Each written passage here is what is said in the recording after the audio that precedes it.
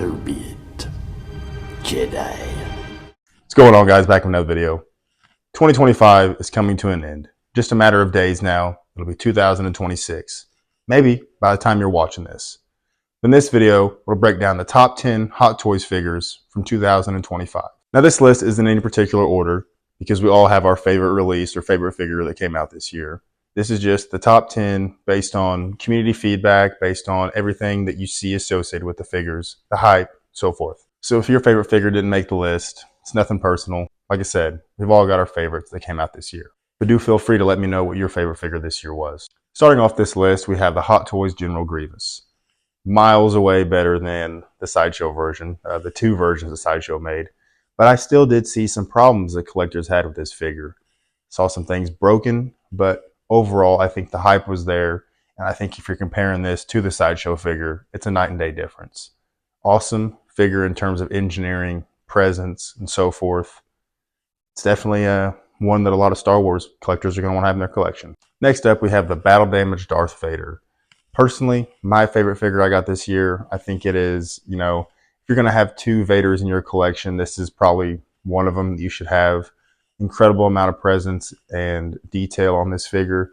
It is very statuesque, especially if you got that deluxe version with that sculpted cape, but man, you cannot deny that this thing looks awesome, and it's probably one of the best Vaders they've ever made.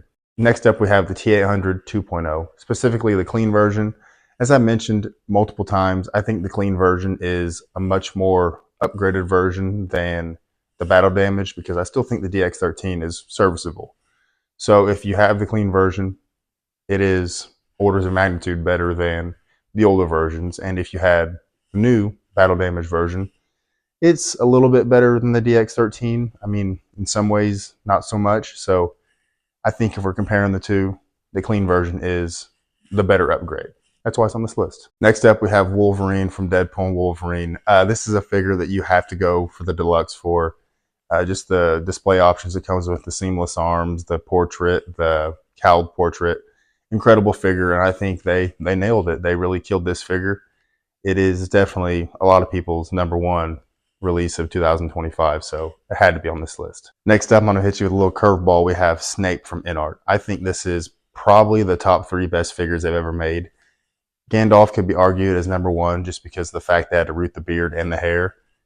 Incredible likeness to Alan Rickman. Rest in peace. He was a phenomenal actor. And he's sorely missed in the Harry Potter fandom.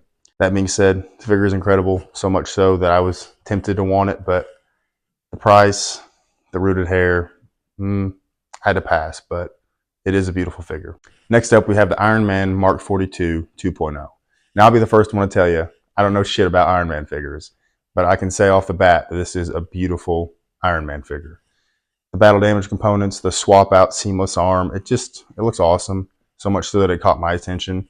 And from what I've heard, the 1.0 of this figure wasn't very good, so the upgrade is definitely there.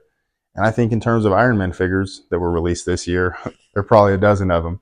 This one really stands out to me, so that's why it's on this list. Next up, we have the Feral Predator. Honestly, probably one of Hot Toys' best Predator figures they've made. So much so that they made a battle damage version that I guess you can now pre-order that's coming out next year. So that's cool for those that missed out on, the original version, or you really just like battle damage figures. Seamless torso, the dreads, all of it is just really good in terms of, engineering. Shelf presence, it's badass. It's a Predator. Is it the definitive Predator? Probably not. Hopefully they update that new Jungle Hunter 2.0 coming out next year. That would probably be the definitive Predator if they make it to scale, but Feral Predator, pretty good. That's why it's on this list. Next up, we have the Artisan Black Widow. I think this is probably the top 3 female figures they've ever made.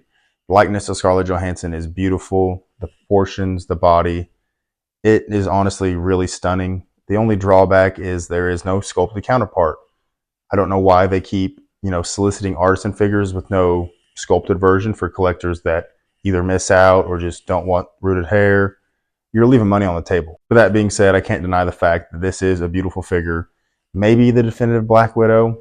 I'm not sure, but it's on this list for a reason. Next up, we have the Sith Apprentice Darth Vader, or Anakin Skywalker, whatever kind of word salad you want to use. This is the Celebration exclusive that people went crazy for, paid over $1,000 for. I mean, the hype was like, 11 on this figure.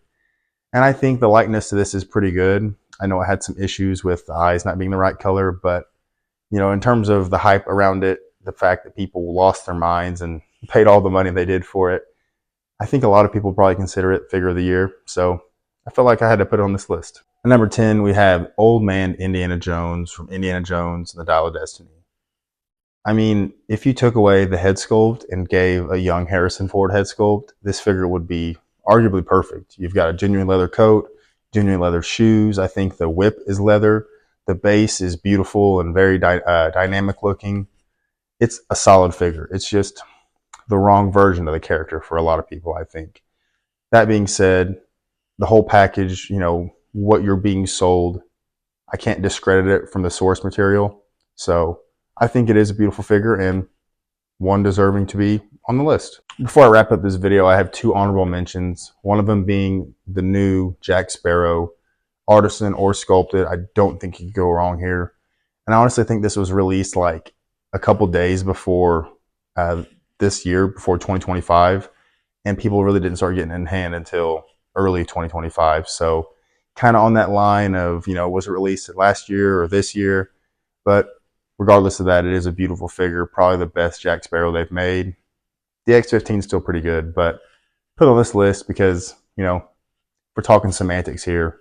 It could have came out this year. And the last honorable mention is the Chewbacca that just released a couple days ago.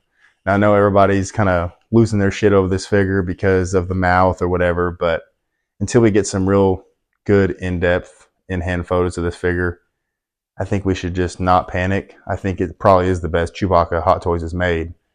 One I'm looking forward to getting, and when it does get in hand, we get some good quality photos. I think people can be, upset they missed out or didn't secure it when they could.